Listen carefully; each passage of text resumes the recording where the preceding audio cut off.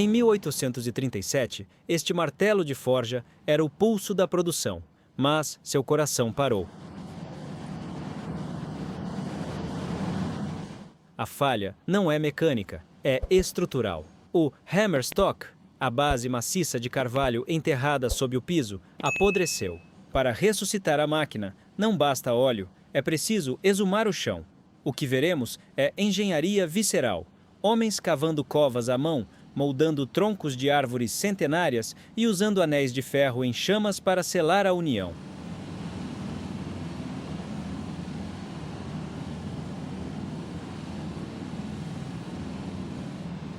Aqui, a manutenção é uma mistura de carpintaria pesada e força bruta. Se o alicerce falhar, a máquina se destrói. A máquina está morta, e a cirurgia para trazê-la de volta é uma operação de transplante de órgãos em escala industrial. O processo começa não com a demolição, mas com uma reverência matemática à engenharia antiga. O mestre ferreiro, um austríaco com décadas de fuligem nos pulmões e calos nas mãos, precisa medir o cadáver da máquina antes de removê-lo. Ele estuda a altura exata, o ângulo crítico entre a charlotte, o bloco de ferro onde o bigorna se assenta, e a estrutura do martelo. Com os números anotados, a brutalidade começa. A equipe precisa desmontar o helm, o cabo colossal do martelo. Não há parafusos aqui que se soltam com óleo penetrante. A estrutura é mantida unida por tensão, cunhas e a própria gravidade.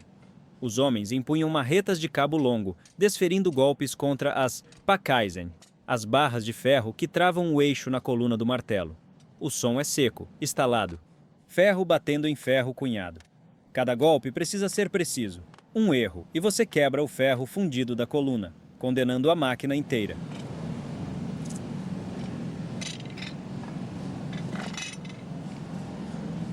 Eles batem até que a tensão se libere, permitindo que o imenso cabo de madeira e a cabeça do martelo sejam içados por talhas de corrente, rangendo enquanto flutuam no ar, desmembrados de seu corpo principal.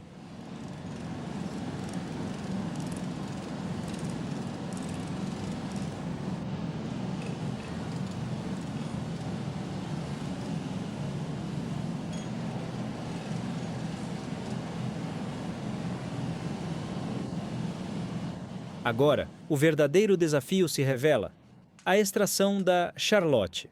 Esta peça de ferro, o coração da bigorna, está encravada no topo da tora podre, segurada por Futterhölzer, pedaços de madeira de enchimento que foram socados ali com pressão extrema anos atrás.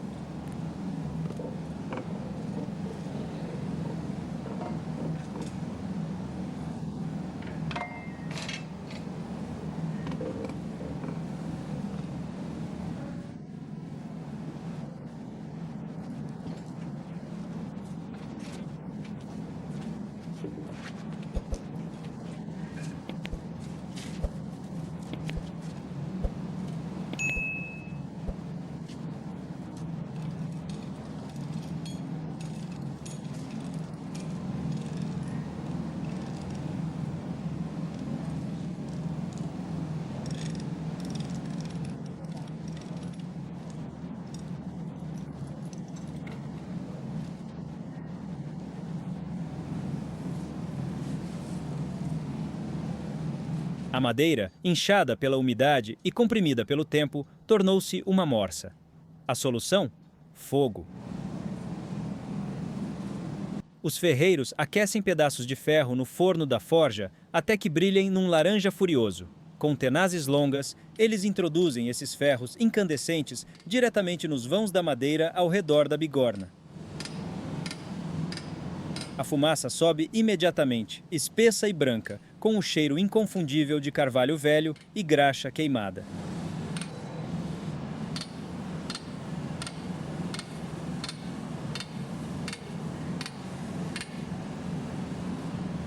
Eles estão cauterizando a máquina para soltá-la.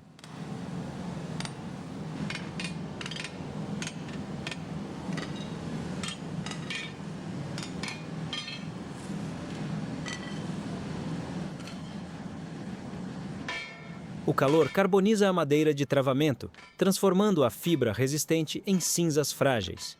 É um método primitivo, visceral, enchendo o galpão com uma névoa tóxica, mas é a única maneira de vencer a física do atrito.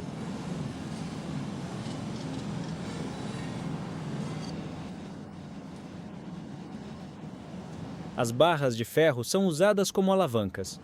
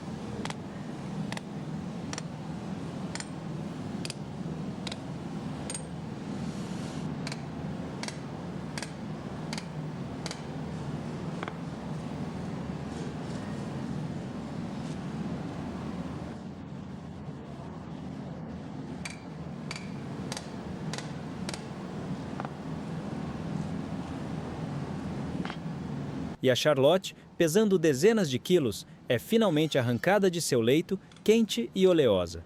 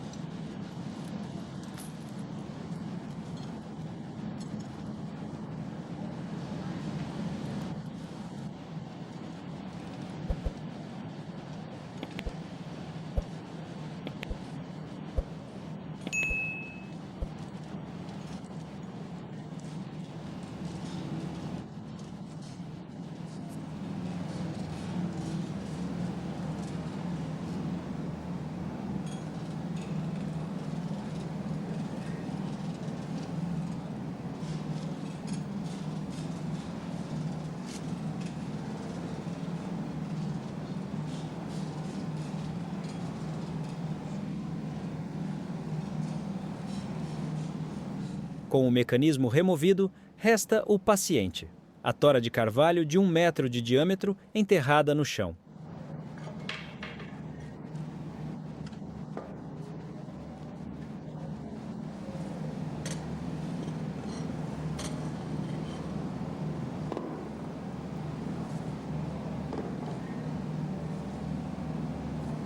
O pessoal larga a precisão de lado e pega na pá e na picareta. Eles descem para o buraco, cavando em volta da base da máquina. O cheiro de terra molhada toma conta da oficina. É um trabalho pesado de escavação. Eles precisam quebrar a pressão que segura o tronco no chão.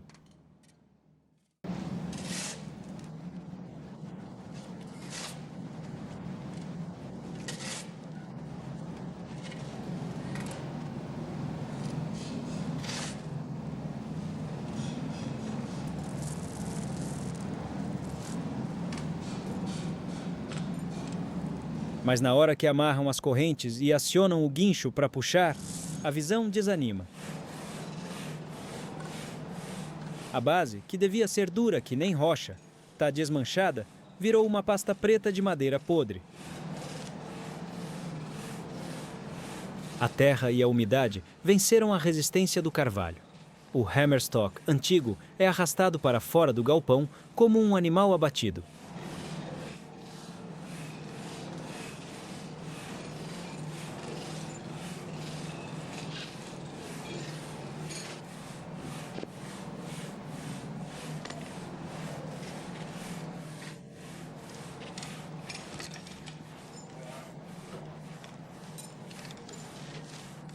Deixando para trás um buraco escuro e úmido no chão da fábrica, uma ferida aberta esperando por um novo coração. Enquanto a cova é limpa, lá fora, no pátio da fábrica, o substituto aguarda. Um tronco de carvalho titânico, comprado em 1972 e deixado secando por décadas sob a chuva e o sol, curando suas fibras para este momento exato.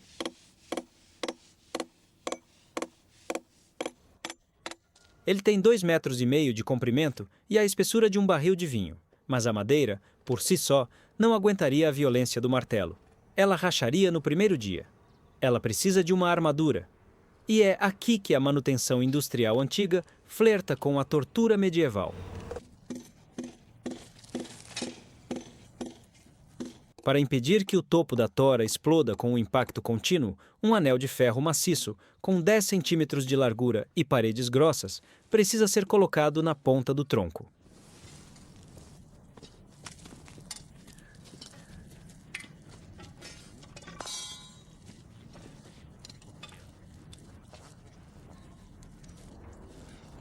Mas o anel é propositalmente menor que o diâmetro da madeira. O ferro precisa crescer 2 centímetros. É uma janela de oportunidade estreita. Se aquecerem demais, o ferro perde a têmpera e fica macio. Se aquecerem de menos, ele trava na metade do caminho e arruína a tora de carvalho irremediavelmente.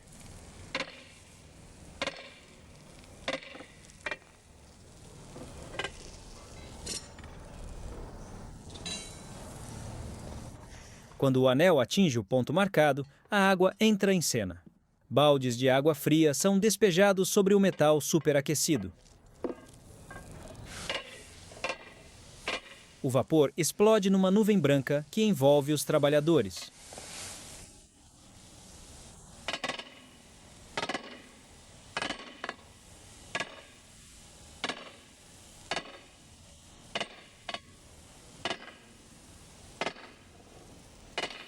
O choque térmico é instantâneo. O ferro grita, contraindo-se violentamente, abraçando as fibras do carvalho com uma força de toneladas, esmagando-as, tornando-se uma única entidade indissociável.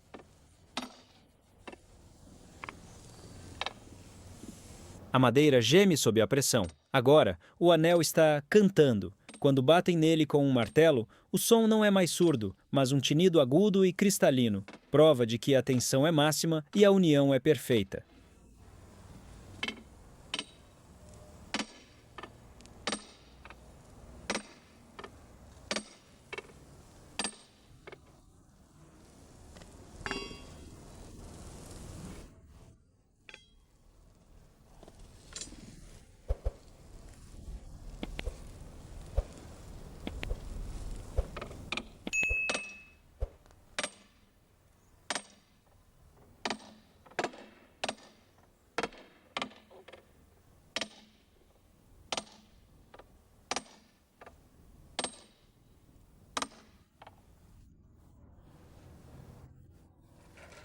O novo Hammerstock está armado, mas ele ainda é apenas uma peça solta.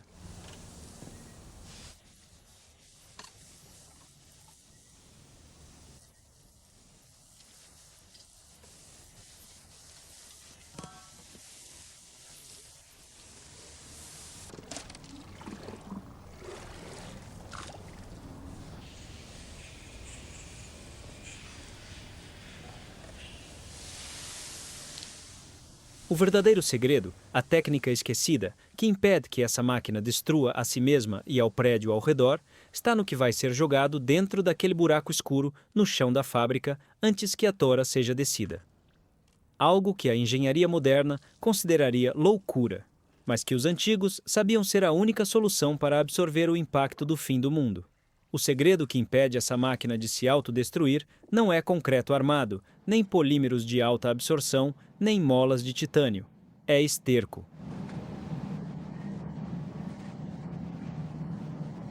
Esterco de cavalo fresco e madeira macia. Pode parecer loucura ou até superstição medieval, mas é pura física, aplicada com recursos do século XIX. Se colocassem o novo tronco de carvalho diretamente sobre uma base de concreto ou pedra, a energia cinética do martelo, aquela batida ritmada e violenta que acontece centenas de vezes por minuto, não teria para onde ir.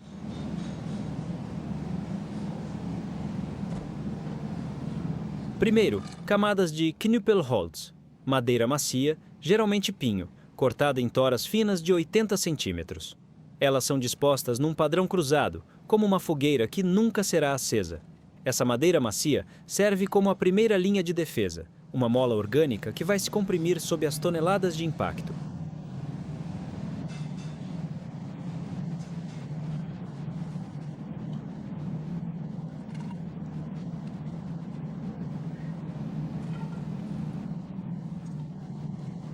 Mas a madeira sozinha apodreceria ou se deslocaria. É aí que entra o esterco. Baldes e baldes de estrume de cavalo são despejados sobre a trama de madeira.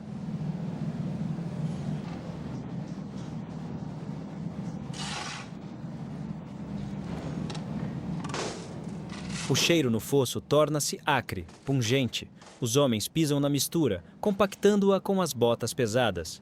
O esterco não serve apenas para preencher os vazios. A química aqui é fascinante. A amônia e os compostos orgânicos do esterco, em um ambiente sem oxigênio e sob alta pressão, criam uma pasta que preserva a madeira, impedindo o ataque de fungos e insetos, além de manter um nível de umidade constante que evita que o carvalho seque e rache. É uma bateria biológica de preservação. Com o leito de amortecimento pronto, chega o momento da inserção.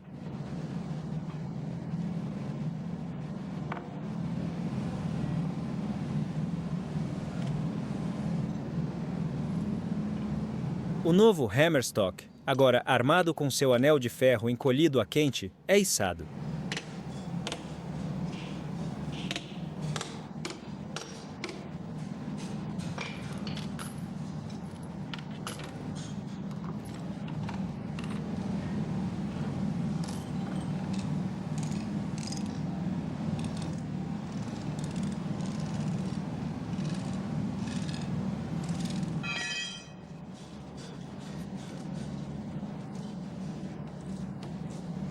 Uma coluna de tonelada suspensa por correntes, pairando sobre o buraco como um monólito.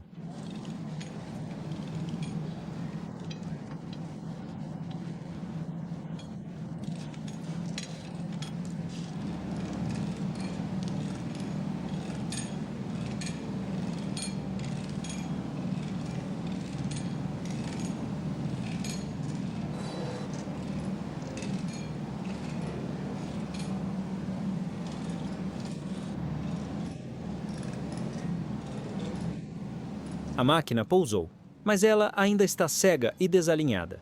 As marcações de giz feitas anteriormente na lateral do tronco precisam coincidir perfeitamente com os eixos da fábrica. Um erro de rotação aqui, por menor que seja, fará com que o martelo bata torto na bigorna, destruindo ferramentas e peças forjadas.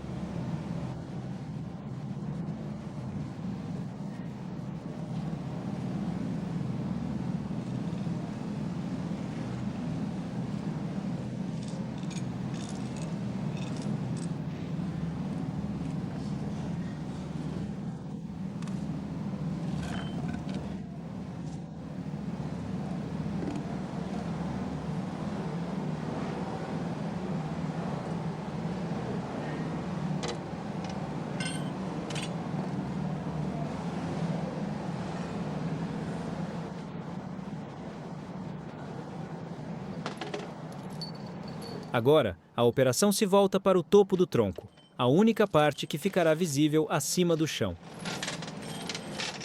É hora de instalar a Charlotte. A base da bigorna, o bloco de ferro fundido, onde o trabalho real acontece. O topo do carvalho tem um buraco quadrado cinzelado, com 40 centímetros de profundidade. A Charlotte é baixada para dentro desse receptáculo, mas ela não entra justa. Há uma folga proposital ao redor dela. Se entrasse justa, a expansão térmica do metal aquecido pelo trabalho rasgaria a madeira.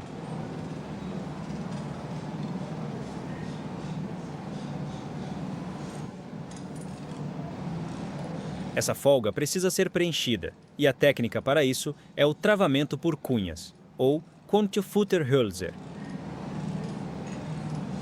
Essa é talvez a parte mais brutalmente física da montagem. Os operários pegam cunhas de madeira dura, longas e afiladas, e as inserem nos vãos entre o ferro da Charlotte e a parede do tronco de carvalho. Não se usa cola, usa-se atrito. Marretas pesadas entram em ação novamente. Os homens batem no topo das cunhas, cravando-as para baixo. O som é repetitivo e hipnótico.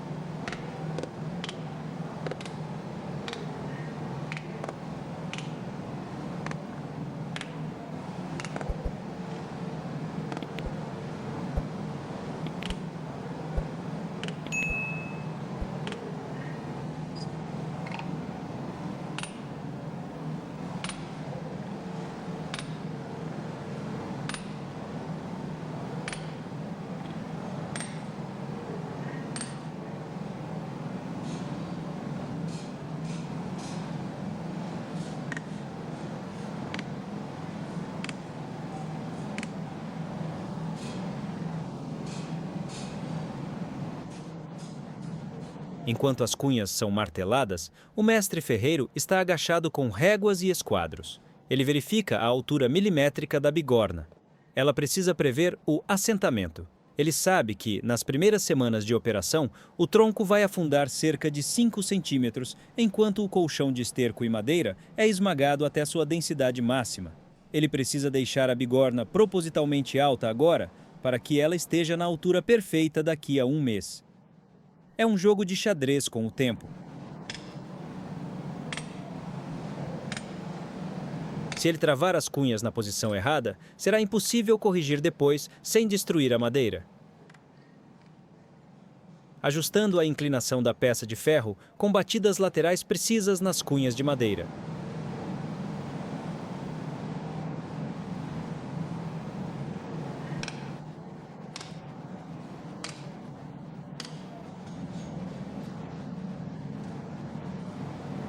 A Charlotte está fixa. Ela agora é parte do tronco. Com o coração da máquina transplantado, resta fechar a ferida. A cova ao redor do tronco precisa ser preenchida.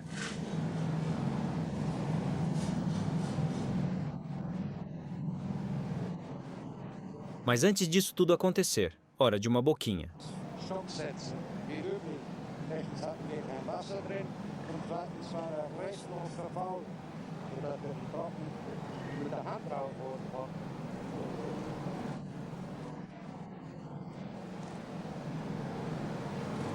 A terra que foi retirada é jogada de volta, mas não de qualquer jeito.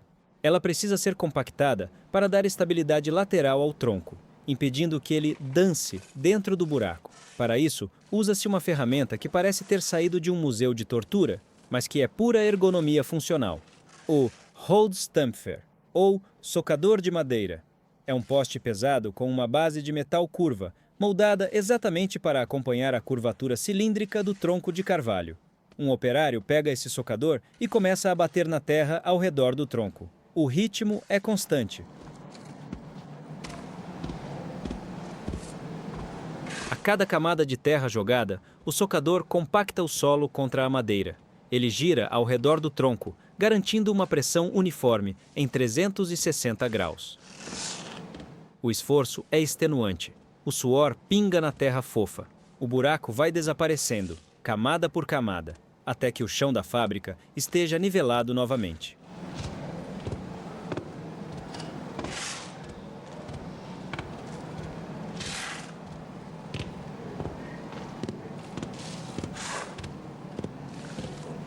O que antes era uma cratera de destruição e podridão, agora é um piso de terra batida, liso, com apenas o topo de aço da bigorna emergindo como a ponta de um iceberg.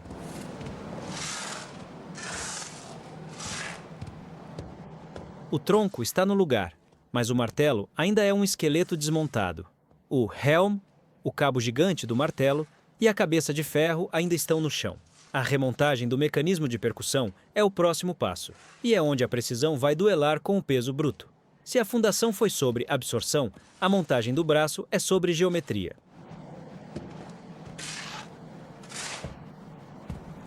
O martelo não pode apenas cair. Ele tem que cair no lugar certo. E para isso, eles vão precisar do vage, o eixo de articulação, e de um ajuste de ouvido que define a diferença entre uma ferramenta que forja e uma ferramenta que destrói.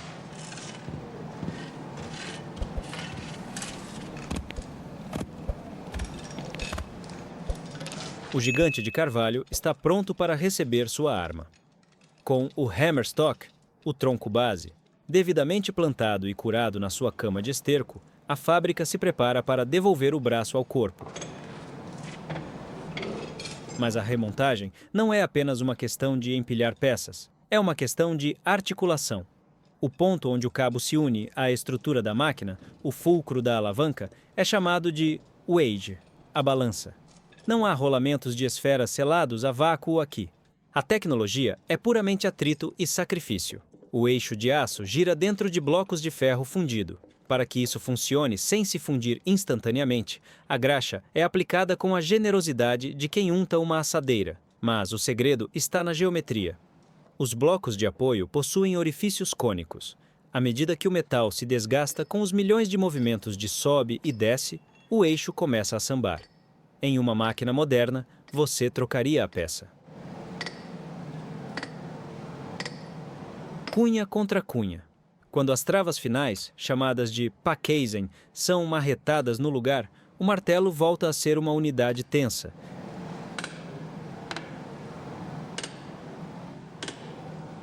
Ele está suspenso, uma massa de energia potencial esperando para cair. Mas ainda falta a dentadura da besta. O martelo não bate diretamente no ferro. Ele precisa de settle, as celas ou matrizes. Uma vai na cabeça do martelo, o martelo superior, e a outra vai na charlotte, que acabamos de instalar, o martelo inferior. E aqui entra a magia negra da metalurgia. O mestre ferreiro não pega essas peças da prateleira e as instala. Ele as leva para o esmeril. Durante 10 minutos, faíscas voam. Ele está esculpindo a face de impacto. A superfície não pode ser plana. Ela precisa ser ligeiramente convexa, curvada tanto no comprimento quanto na largura. Por quê? Porque quando o aço incandescente for esmagado, ele precisa fluir para fora, esticando o metal da foice. Se a face fosse plana, o metal apenas se amassaria. A curvatura empurra o material, alisando a lâmina. Além disso, a instalação exige um desalinhamento proposital. O martelo superior não deve bater exatamente em cima do inferior. Ele deve estar ligeiramente deslocado para a direita.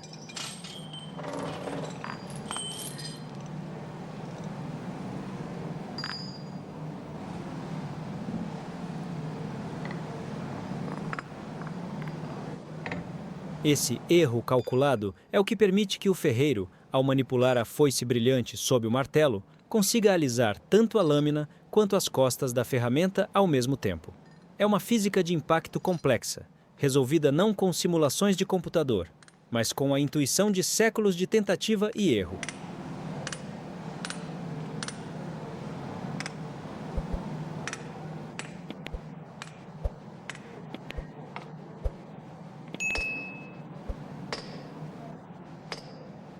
Finalmente, chega o momento da verdade. O Probelauf, o teste de rodagem.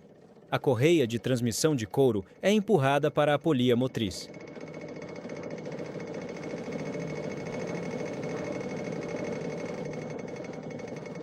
O eixo principal da fábrica, que gira incansavelmente no teto, transfere sua rotação para o martelo. A came, a roda excêntrica que levanta a cauda do martelo, entra em contato.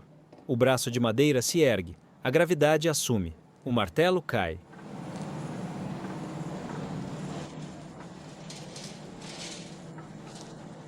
O novo tronco de carvalho, com seu anel de ferro e sua cama de esterco, absorve a pancada seca, dissipando a vibração para a terra de forma controlada. Nas próximas 2 semanas, enquanto a produção volta ao normal, o tronco vai assentar, afundando aqueles 5 centímetros previstos pelo mestre no início de tudo.